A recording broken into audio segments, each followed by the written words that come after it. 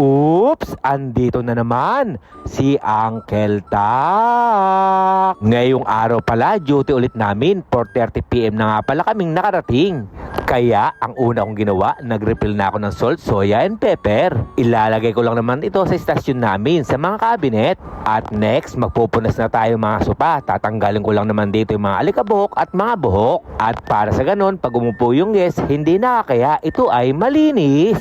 At ang susunod ko naman pupunasan, itong mga high chair. Lilinisin ko lang ito at i-arrange na rin para sa ganun pantay-pantay. Napakasimple nga lang pala yung trabaho namin pero mamaya napaka-busy namin. Kami ngayon nagsama-sama nagbigis-bigis na parang walis para sa ganun mas lalong bibilis yung aming trabaho. At nang natapos na ngay 20 minuto, tapos na rin kami magtrabaho dito sa labas. At nag-setup na rin ako ng mga pagkain namin dito sa table 20. Ang ulam nga pala namin dala ay bulalo, ginataang sardinas na may papaya, ginataang tulingan at paksiw na bangus. Kaya itong Uncle Tax nyo, busog na naman itong araw na ito. Tara muna mga uncle, samahan nyo muna akong kumain. Ang una ko nga palang kinuha itong bulalo. Saktong-sakto, mainit-init pa. Unang subo po para sa inyo, kalasa.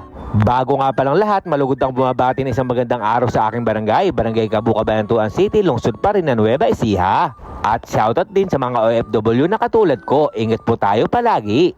At ngayon, balik na tayo ulit sa aking kinakain. Ang kukuhanin ko naman, itong ginataang sardinas na may papaya.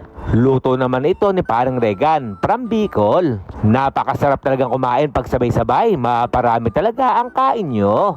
Masarap din pala yung sardinas na may papaya at may gata. First time ko lang nakakain na to. At eto naman ang luto ko kagabi, ang ginataang tulingan. Lutong Cabanatuan, kaya masasabi kong kalasa. At shoutout pala sa aking pisang maganda, si Ate Jonary Manuel Miguel from Barangay Santor, Bungabon, Nueva Ecija.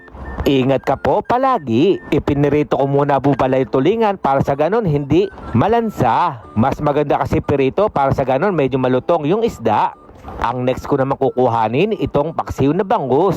Siyempre, kakain din tayo ng ampalaya at okra. Para sa ganoon, healthy sa ating katawan. At nang natapos na kami kumain, tayo ay magde-dessert naman. Ito yung mansanas, kaya masasabi kong kalasa. Kaya mga uncle, i-comment nyo naman po rito kung saan umabot ang bidyong ito. Kaya hanggang dito na lang, ito po yung Uncle Tax. Ingat!